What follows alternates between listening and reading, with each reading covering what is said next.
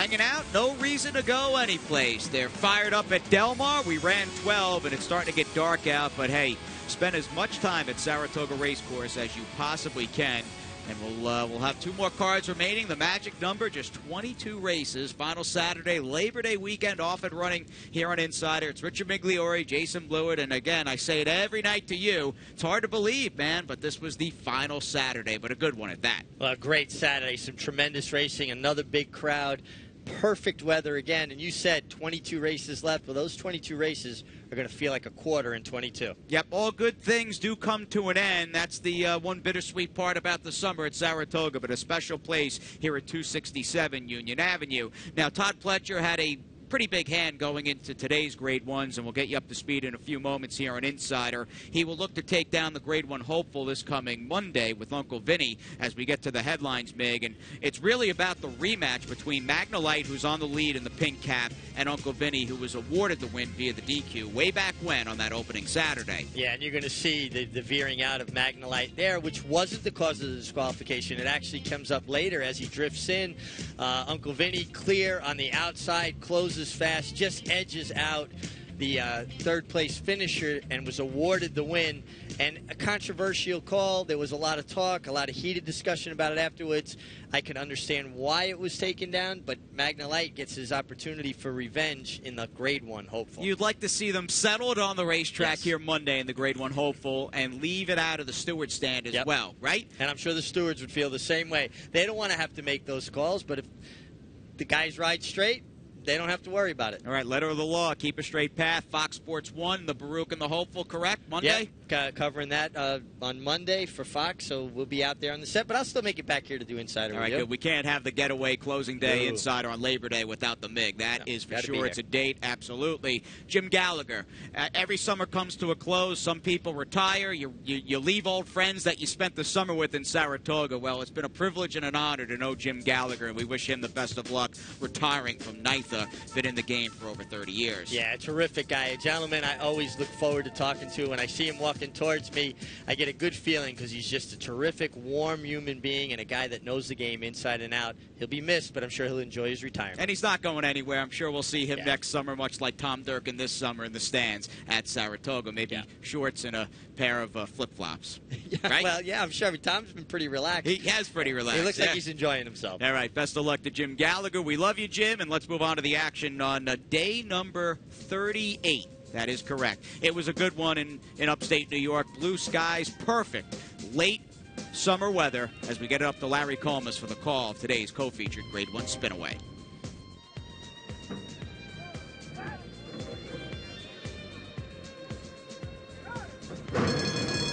They're off in the Spinaway, and it's Tanasa who goes straight out to take the early lead. On the outside, Constellation and Rachel's Valentina is third early on, right in behind the leaders, 2 lengths off them. Then Banry to the outside, followed by Anna Ray, and Tap to It is last early, and she is 7 lengths behind the front runners. The leader is Tanasa, pressed along by Constellation through the first quarter in 22 and 3/5 seconds. Rachel's Valentina rides the rail and is in third, a length and 3/4 off the lead at this stage. Then Banry alongside of Anna Ray, and Tap to It still about 5 lengths behind Tanasa, who heads into the far turn in front. Tanasa, the leader, a half a length. Constellation on the outside second. Rachel's Valentina tracks them in third. Anna Ray, Banry, and Tap to It is last, 45 and 1 for a half mile around the far turn. Tanasa and Constellation will turn for home together in the Spinaway, and Rachel's Valentina swings up on the outside of them. Tap to It is coming now. She was last, but she's been swung to the far outside into the final furlong. Constellation to catch. Rachel's Valentina and Tap to It are coming. Constellation, Rachel's Valentina runs at her and takes the lead. Tap to It on the outside, but they're coming down to the line. Rachel's Valentina is the princess of the Spa. She beats Tap to It in the Spinaway. Then it was Constellation. This was about as good a Spinaway as you could hope to see. Not a case of a powerhouse, one-sided filly who was flat out faster. It was a good group, and Rachel's Valentina, what a story this summer. Rachel Alexandra foaling 2 stone-cold runners at the Spa. Yeah, and gets a Grade 1 winner at, from her second foal, actually, but her first winner. Beautiful ride by Johnny Velasquez. She sat in the pocket, came out, and she beat a very good filly in Tap To It. I think we're going to see these two rematches. The races stretch out more, and we might have a budding rivalry. Unbeaten Bernardini filly, Hall of Famer Johnny V, and here he is with the Mig. Johnny, Rachel Valentina seemed a lot more professional today. She put you in the race and was in the bridle in the pocket. As she was a little more aggressive than I anticipated coming out of the gate, and I didn't want to be hooked up with the other horse, actually, the other two horses on the lead, so I had to take a good hold of her and put it right behind the horses, and finally she relaxed and left it there for a while, and the quarter pole pulled it out, and she was all, from there it was her, definitely. Seemed like a big difference from the first race to this race. You were after the first race, but she was really involved. Today she knew what was all about. You know, she was on the bridle. She knew what she was supposed to do, and I didn't have to do anything down the lane. Just kind of keep her mind running, and she got it on. Seems like that she'll even relish more distance. I think no problem, and she keeps going. She's just one of those horses that the farther she goes, the better she gets. And you know, before she ran, I thought the 3/4 might have been a little bit too short, and she still got up there. So I mean, she's pretty good. You've been with Todd for so many years, you know, riding for him, and now he's one in front for the trainer standings. It's satisfying for you to help him. Oh, definitely. You know, when you're here and you're riding for the outfit, and the outfit's been behind you for 18 years now, and you definitely root for them. So I'm very happy that I got it done for him. Congratulations. Thank you. And helping Todd Pletcher nail his 5th career win in the Spinaway. John Velasquez has won the race a few times as well. And think about, Mig, just how tough the game is. People always have the best intentions. You breed the best to the best, you hope for the best, that old dopey saying. But from point A to point B to point C, it shouldn't be this easy for Rachel Alexandra to get 2 monsters at Saratoga this summer. It's actually very rare to have a world-class racehorse like Rachel Alexandra, world-class race mare, I should say, become such a good broodmare. If you go through the history of it, horses like Genuine Risk, Winning Colors, they're Derby winners. Horses like Hidden Lake, she couldn't produce herself. I mean, obviously there were big exceptions like Personal Ensign, but it's really remarkable that as successful as she was on the track, she's turned out to be as good a broodmare as you could ever want. And as Johnny and you noted, it does look like Rachel's Valentina will relish a bit more ground. The same could be said for the runner-up, Tap To It, who finished very game in defeat. Yeah, but it looked to me like Tap To It got to her flank and had her opportunity, and Rachel Alexandra did a little bit more. But it's going to be interesting as they go on. These two are two talented fillies that will go mile and 16th, no problem. The boys will get their chance Monday in the hopeful. I've been more than bowled over with the 2-year-old fillies we've seen this summer at the Spa, and we continue on. We don't wait till Monday. That's right. We've got the 62nd running of the Grade 1 Woodward for you right here on Insider. Start. They're off in the Woodward. And Liam's Map goes out to the front. He's got company, though. Bay of Plenty's got speed, too. And Protonico is away running in third to the far outside as they race for the turn. And then it's Coach Inge who now takes third. Protonico goes a bit wide, and Wicked Strong is down on the inside, 5 lengths off the lead early on as Liam's Map rolls along up front.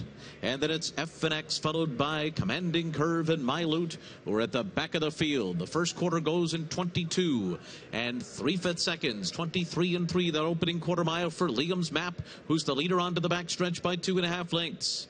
And then it's Bay of Plenty running in second, 1.5 lengths. Coach Inge follows in third. He's 4 lengths off of Liam's Map up the backstretch. Then Protonico and Wicked Strong. 3 lengths more. Back to F&X, My Loot, and Commanding Curve is last, and he's only 9 lengths off the lead. The pace is not fast at all here. Liam's Map has run a half in 47 and 2, much slower than he ran in the Whitney. Liam's Map is the leader by 2 lengths as the field races past the half-mile pole. Bay of Plenty is in second, moving for the turn. Coach Inge follows in third on the inside. Wicked Strong is fourth. Protonico's come under a ride. FX is down on the inside, 5 lengths off the lead. My Loot and Commanding Curve. Liam's Map rounds the far turn after 3 quarters in 1:10 and 4. And Bay of Plenty is trying to come after him as they move to the top of the stretch. Liam's Map turns for home in front in the Woodward and turns it on to a 2-length lead. Coach Inge has rallied up the rail, and on the outside comes Bay of Plenty, but Liam's Map has opened up a 3-length lead here. Coach Inge, Bay of Plenty, Wicked Strong, F&X, and on the far outside, My Loot. They're all running for minor shares behind Liam's Map, who rolls home in the Woodward. And then it was Coach Inge, Wicked Strong, and F&X. Rarely is there poetic justice at the racetrack, but this was a case of Liam's Map getting what he deserved, a Grade 1 win this summer at Saratoga. Well, he put in a Grade 1 effort in the Whitney and was just beaten in a desperate finish with Honor Code, one of the best horses in the country. But Liam's Map has shown he's one of the best horses in the country. This is a phenomenally talented colt. And Javier Castellano, well, you and I did the work. We did the research. We saw that he had won the Alabama, the Whitney, and the Travers, and now he adds the Woodward. What a meet. 5 Grade 1s at the meet for Javier, for Todd Pletcher. 3 career victories in the Woodward. Here he is. Todd, you had to be real happy when you saw Liam's Map clear off the second fraction when he got to go 47. Yeah, I mean, we couldn't have been more happy at that point. You know, I wasn't sure at first if they said 22-3 or 23-3. When I saw the 23-3, I was like, okay, that's really good. And then, you know, he looked like he was comfortable and threw up 47 and change. But, you know, to his credit, then he went 110, then he went 134. So, I mean, it was a pretty serious race. He's so phenomenally talented. He does things so easy. I think he's a prime example. It's not how fast you're going, it's how you're going fast. Yeah, exactly. And, I mean, he's got that style where if you chase, you're in trouble. So, you know, I think that's kind of what compromises is in the Whitney was Tonalist and Honor Code dropped way out of it and didn't chase. Horses that chase have trouble with him. You would have to think 1.25 miles the way he galloped that today should be within his reach. You know, it definitely is. I mean, we talked about coming into this race that this might be the deciding factor on which way we go afterwards. And I think he's a brilliant miler. We'll see if we want to try the 1.25 miles. You've had such a phenomenal meet. Now you've rallied from behind. You've got a 2-win lead on Chad Brown going into the last 2 days. Has the pressure shifted now to him? Well, you know, when you get down into these tight races, every single race counts so much, and so you know it's made the last week really fun and interesting, and you know, and so it's far from over. You know, with 2 days left, we both have quite a few runners, so he's having a phenomenal meet. You've done it several times, obviously. How much does it mean to win the title up here? Well, you know, I mean, we love Saratoga, and you know, I've been a fan of Angel Cordero since before I started, you know, even working in New York, and I think he's the guy that made winning titles here really special, and so he's won 14, we've won 11. I'd love to tie him. Well, you got plenty of time. Well done. Congratulations. Thank you. Won 11, including the last 5 Saratoga training titles, and you bring up an intriguing, and we get the Pletcher juggernaut and 7 Eclipse Awards and the Army that he trains across the street at Oklahoma. What's your gut feeling sitting right here, right now, with Liam's Map potentially going 10 furlongs later in the year? I don't think he'd have any problem going 10 furlongs at all. I think he's just got that high cruising speed, and he stays. 2 most dangerous thing in thoroughbred racing, speed and stamina, and he possesses both. And a little bit of class as well, and we'll stay the trip. We've got turfers, 3-year-olds in fact, coming up in the Saranac from the gate here on Insider.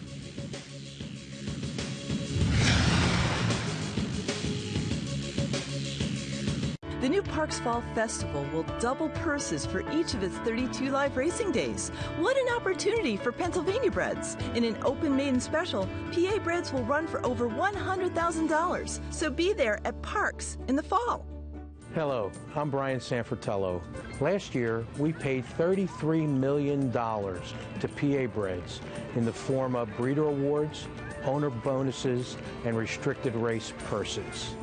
Our Equine Coalition Group is united in the pursuit of making sure that we receive every dollar we deserve.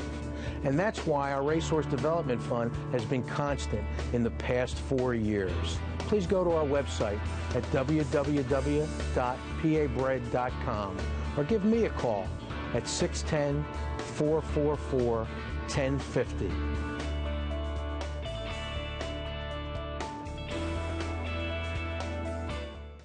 A splash of September and autumn in the air here as we catch up with you for segment 2 on Insider, and what a perfect time to bring up the giveaway, the long sleeve t-shirt tomorrow right here at the Spa Mig. It's a really good looking t-shirt. I like the long sleeves on it. I know I'll be on the couch watching the Rangers with my long sleeve Saratoga t-shirt on. And speaking of hockey, the Viola family owners of Liam's Map, the Florida Panthers owner. I mean, hockey and horse racing, that's what we're all about here. That's what Insider is about. 2 of my favorite things in the world, and I know you agree. Absolutely. And we've got a few fans watching that feel the same way we do. 100%. All right. Not long before the season starts. It's coming up. Same with that fall meet downstate at Belmont Park. In progress, 3-year-olds ready to rock and roll. Very firm turf in the Saranac. Nona's Boy on the lead. Let's see if he can be caught. Larry C. is at the mic. World Approval is 8 lengths off of front-running Nona's Boy, who continues through a 46 1/2 mile. Nona's Boy by a length and a half. Sky Hero and Luis Saez tracking in second. And then it's Money Multiplier third toward the inside as they move for the turn. Vision Perfect follows in fourth. After that comes Winter Springs in fifth within 4 lengths of the lead. Takeover Target, World Approval on the inside, and Go Around. Nona's Boy on top on the far turn, 3/4 win at 1:10-1. And Sky Hero was put to a ride to go in second. Waiting for running room is Money Multiplier, while Takeover Target takes to the far outside. And even farther out, Go Around is gaining ground, and World Approval comes up the fence. Nona's Boy to catch. Coming to the 8th pole, here's Go Around on the far outside. Coming along with Money Multiplier and World Approval down toward the inside. Money Multiplier, World Approval, and Go Around. It is on the inside. World Approval in the Saranac. Beating Money Multiplier. And then... What a ride. Joel Rosario, red cap, live oak silks, the gray. Very easy to spot, skimming the hedge. Yeah, no doubt. This was just a tremendous ride. All of Joel Rosario's skills on display here. Great finish, and he's hooked a great finisher in Johnny Velasquez, but a little bit left, and that ground-saving trip made the difference. When you can save ground on the turf, horse doesn't have to put up with the kickback. He can get through, not worry about a horse hesitating. It was a terrific ride. And it seemed like inside trips basically dominated today's 108th running of the Saranac. Horses like Takeover Target that tried to launch that 4-wide move out in the clear were not there at the end. Well, it makes sense. They took the rails down last night after the last race, right down to the hedge. That's pretty good ground because it hasn't been used up, so they're on the saving ground and on the best part of the track. And let's see if the fillies and mares do the same. Big group, in fact. They went 3 turns, 1 mile and 3. We'll pick it up in progress. 20th running of the Glens Falls with Larry. This stage, Eastern Belle is next, and then Regarde.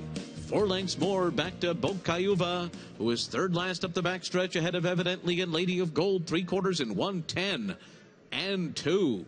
So it has been Maximova and Jose Ortiz setting this swift pace in the Glens Falls, and they're heading into the far turn in front. And Sea Stock is second, moving for the turn. Then White Rose, Goldiest Pony fourth on the outside, Evidently trying to close in with Eastern Belle. And then comes Regarde, Bocayuva, and Lady of Gold, and they take close order still behind Maximova, who comes to the top of the stretch in front. Maximova turns for home on the lead. White Rose finds running room. Eastern Belle is closing on the outside. Evidently is down toward the rail. White Rose, Eastern Belle, they go by Maximova. And here comes Regarde on the far outside. White Rose, Eastern Belle, Regarde not getting to them. It will be White Rose in the Glens Falls. Over Eastern Belle. Regarde was third. Big effort here from White Rose, the big gray mare by Tappet. First win on the year. She had to dig down deep to turn back Eastern Belle in today's Glens Falls. Under an absolutely beautiful ride by Sean Bridgman. Saved every inch of ground. Came out between horses when he had an opportunity to do so. And ground saving makes the difference in turf racing. Very fast pace for the distance, and it led to them breaking the course record. And you know what? It's always very cool when you see people like Jake Ballas and Rashard Lewis in the winner's circle.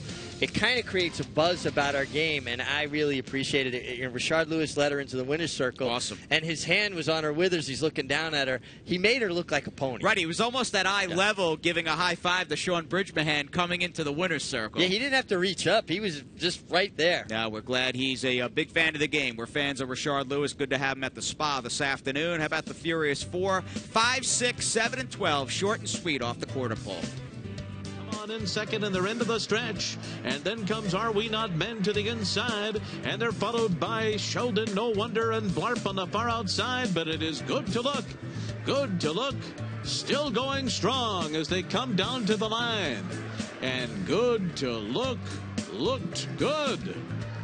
winning it by 4 lengths on the wire. No Wonder was second. Photo for show. Are We Not Men? Moore is waiting for running room right in behind the leaders and hugs the hedge at the top of the stretch. Fury of the Norseman turning for home in front. Enjoy the Show is right alongside, and there's room for Design for War, who's coming on through. And Design for War is taking the lead. Rock Eagle is right there toward the inside. Tale of Life is boxed in and is trying to close in. Fury of the Norseman is there too. Tale of Life is coming. Tale of Life on the outside of Design for War. Very close between those two. Shoot from the Hip is circling up on the far outside, and then it's Clear the Mine, and they're into the stretch. And here's Rafting. Rafting goes up on the outside of Big Gillette, who fights on. Silvertown is closing through on the inside. Rafting in front. Silvertown coming up the rail. Big Gillette third. Rafting has the lead. Rafting and Arad Ortiz Jr. in front as they come down to the line, and Rafting has won from Silvertown. Then Big Gillette and Direct Message. Tetradram to the outside of Hollywood Idol. They turn for home together. Adirondack Dancer comes after them. Take the stand front. Del Jefe Grande, Cavalcade on the outside. Into the final 16th. Tetradram in front. Hollywood Idol take the stand on the outside. Adirondack Dancer going to the fence. Del Jefe Grande. They're coming down to the line, and it will be Take the Stand to win it. A photo with El Jefe Grande right behind it. 126,000, the pick six carryover into the final Sunday card. Mig Bilmont sweeping the late double with White Rose and the horse that got up in the shadow of the wire in race number 12, not race number 19. It felt like it today. Let's backtrack. How about a second look with Cappy? And this is a second look worth taking. Buzz of the racetrack. They hit the wire in race 6, and we had a disqualification of the one Tale of Life. Take us through. Tale of Life looking for room. He's in the circle there, and I guess it was Design for War is on the lead, or takes lead at this point with Javier Castellano. And you can still see Irad Ortiz searching for room in those Flaxman colors. He's going to find a seam. Now, I know a lot of people felt like Design for War took a step out and started it. Well, he's got a hole. He did take a step out. But Javier Castellano corrected him very quickly. And now, when the other horse gets fouled, it's at a point where Irad Ortiz had turned his horse out into the eventual fourth-place finisher with Angel Arroyo, Fury of the Norseman. I think the stewards got it right. I agree 100% with the call. And you know what? This is consistent with the way the stewards have been calling it up here. They've been calling it very tight, and I like it because it makes it safer. I think that, yes, Javier's horse took the first step, but then the reaction from the eventual horse that was disqualified, Tale of Life, was an overreaction, and when the other horse got bothered, it was at a point where Javier had already corrected his horse. Well said, Mig. That being said, impressed with the effort of Tale of Life, how nimble he was to get right up in that hole in the blink of an eye. Well, I think you're 100% right about that. That's a serious horse, Tale of Life, and an unfortunate hiccup, but he'll be heard from. 3-win Saturday for Javier Castellano. He has narrowed the gap on Irad Ortiz Jr. Jockey race has gotten a bit more interesting, as is the trainer standings. Yeah, Todd Fletcher picked up a hat trick, had the DQ in race 6 go his way with Design for War. Took both grade 1s and just one page, one slate of claims. In fact, race number 1, 4 of them were taken out of the opener at 12:30. That will be, by the way, the start time tomorrow afternoon. 12:30 p.m. first post. And let's preview the Prioress here on Insider.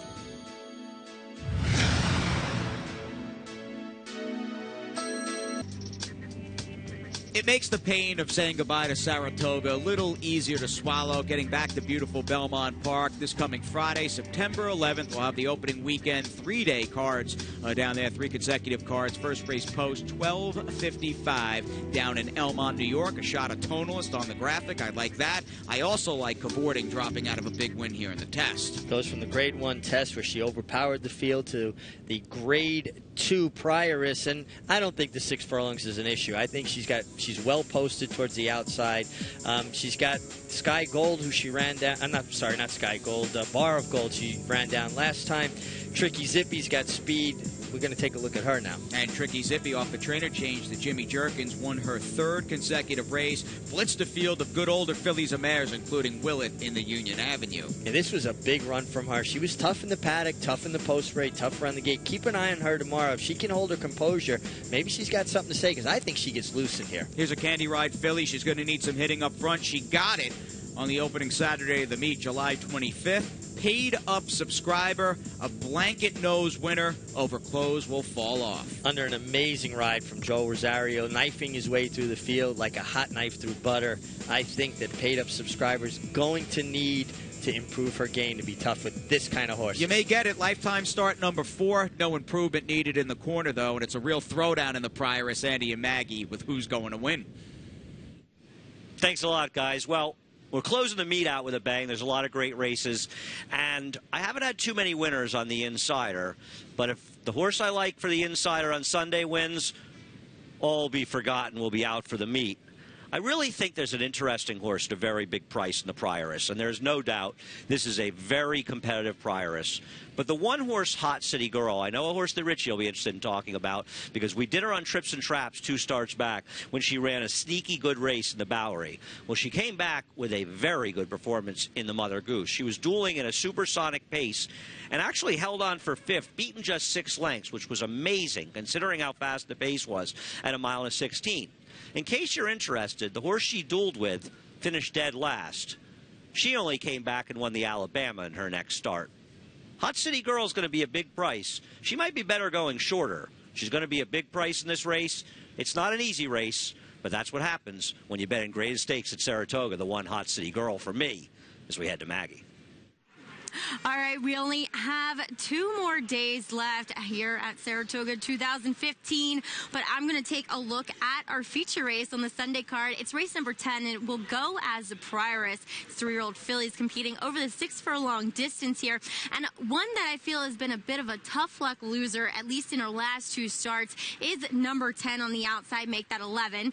Promise Me Silver here for trainer Brett Calhoun. Now, people want to criticize Brett, but he's a very good trainer, and if you look at his record, he's only run 9 horses, 5 of which have hit the board, yet with no win. So this filly has brought her A game, at least for me, physically in the paddock the 2 times I've seen her, but she's been a victim of terrible trips in her last 2 efforts against Greatest Stakes Company. A mile was too far in the Acorn. Last time out, the rider was completely way too overcommitted to the outside, or inside, excuse me, and she just looked as though she was intimidated down there. So she breaks towards the outside here once again. Hopefully some speed goes towards the inside with her, and she can just stalk on the outside. Granted, that's a perfect world, but I'm going to give Promise Me Silver, who is 8 for 10 in her career, another shot in the Prioress tomorrow. Guys, back to you.